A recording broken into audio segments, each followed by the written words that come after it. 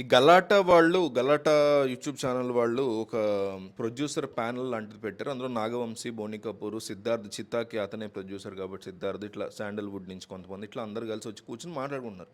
అయితే అక్కడ రెండు చాలా డిస్కషన్ జరిగాయి. అందులో రెండు కాంట్రవర్షియల్ లేదా హార్ష్ స్టేట్మెంట్స్ ఇచ్చారు నాగ వంశీ సారీ. సో దాని మీద ఆయనకి బోని కపూర్ కానీ హిందీ వాళ్ళకి కానీ పిచ్చ కోపం వచ్చింది. ఫస్ట్ కాంట్రవర్షియల్ స్టేట్మెంట్ లేదా హార్ష్ స్టేట్మెంట్ ఏంటంటే సౌత్ ఇండియన్ డైరెక్టర్స్ రీడిస్కవర్ చేశారు హిందీ సినిమాని అని. బేసిక్గా అది నిజం. అంటే ఈయన చెప్పే విధానం మార్చుకోవాలి. ఈయన చాలా యాటిట్యూడ్ కైండ్ ఆఫ్ టాక్ ఉంటుంది. అదే అంట, మీరు ఎంత తోపైనా అవ్వచ్చు అబ్బా, నాగవంశీ ఈజ్ తోపు, వండర్ఫుల్ అండ్ సక్సెస్ఫుల్ ప్రొడ్యూసర్.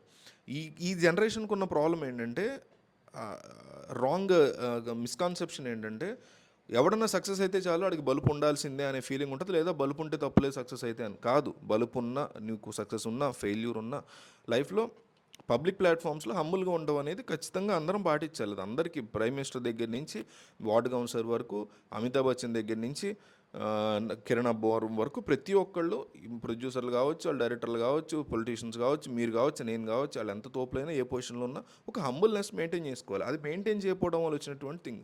ఒక విషయం చెప్పేటప్పుడు చాలా నీట్గా సాఫ్ట్గా కూడా చెప్పొచ్చు. ఇదే విషయాన్ని ఆయన నీట్గా సాఫ్ట్గా చెప్తే బాగుండేది, ఇంత బ్యాక్లాష్ వచ్చేది కాదేమో.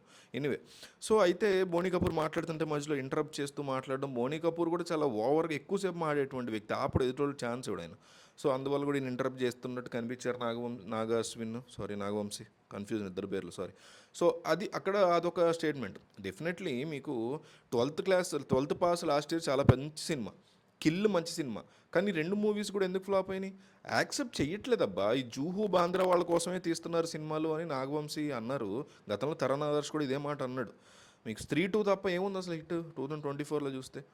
సో నాగవంశీ ఇచ్చిన స్టేట్మెంట్ని ఎవరైనా సరే యాక్సెప్ట్ చేయాల్సింది 100% కరెక్ట్ స్టేట్మెంట్ అది. బట్ చెప్పినటువంటి విధానం వల్ల ప్రాబ్లం. ఏ మూవీ ఇప్పుడు Jawan south producer, Animal south director, south director Atlee, south director Sandeep Reddy Vanga, and pan ఇండియాని రూల్ చేస్తుంది ఈరోజు పుష్ప 2 సుకుమార్. రాజమౌళి ఆల్రెడీ ఎస్టాబ్లిష్డ్ అక్కడ భయంకరంగా, ప్రభాస్ రూల్ చేస్తున్నాడు, అల్లు అర్జున్ ఇప్పుడు రూల్ చేయబోతున్నాడు. అంతా కూడా బాలీవుడ్కి ఒక యాక్సెప్టెన్స్ లేదు, బాలీవుడ్ అంగీకరించలేకపోతుంది, వాళ్ళు ఈగోని తగ్గించుకుని అంగీకరించలేకపోతుంది. సో డెఫినెట్లీ నాగవంశీ ఇచ్చినటువంటి ఈ స్టేట్మెంట్ వరకు 100% కరెక్ట్. రెండో కాంట్రవర్షియల్ స్టేట్మెంట్ ఆయన ఇచ్చింది ఏంటంటే, పుష్ప 2 రిలీజ్ అయినప్పుడు బాలీవుడ్ వాళ్ళు నిద్రపట్టలేదు అంటే, బాలీవుడ్ మేబీ తట్టుకోలేకపోయింది అని అనొచ్చు.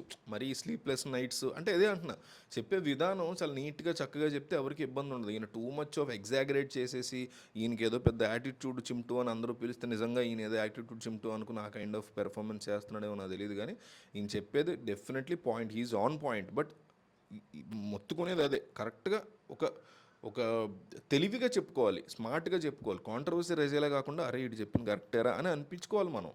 ఏ ఇన్సిడెంట్ అయినా, ఏ టాపిక్ అయినా మనం మాట్లాడేప్పుడు పబ్లిక్ ప్లాట్ఫామ్లో లేదా డిబేట్స్లో అరే ఇటు చెప్పిన పాయింట్ ఎంత బాగుందిరా అనిపించుకోవాలి. అంతే ఇంత పొగరుగా చెప్తున్నాడని అసలు పాయింట్ పోద్ది వెనక్కి. మెయిన్ ప్రాబ్లం ఏంటంటే, నువ్వు చెప్పే పాయింట్ వెనక్కి వెళ్ళిపోద్ది. నువ్వు చెప్పే పాయింట్ మీద కాకుండా నీ యాటిట్యూడ్ మీద డిస్కషన్ వచ్చి నీ పాయింట్ని రాంగ్ అంట మీద వెళ్ళిపోతారు జనాలు. సో అలాంటి జనాల కోసమా అంటే కాదు, అలాంటి జనాల కోసం ప్రతి ఒక్కళ్ళ యాక్సెప్టెన్స్ని మనం చేయించగలిగేలాగా ఎంతో మ్యాక్సిమం యాక్సెప్టెన్స్ కోసం ట్రై చేయాలి కదా.